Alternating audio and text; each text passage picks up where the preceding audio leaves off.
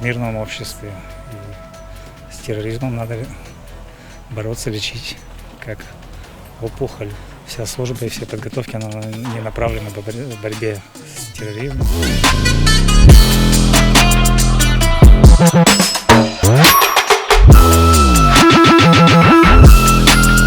Участвовал на Северном Кавказе, 8 раз выезжал в служебные командировки на Северный Кавказ.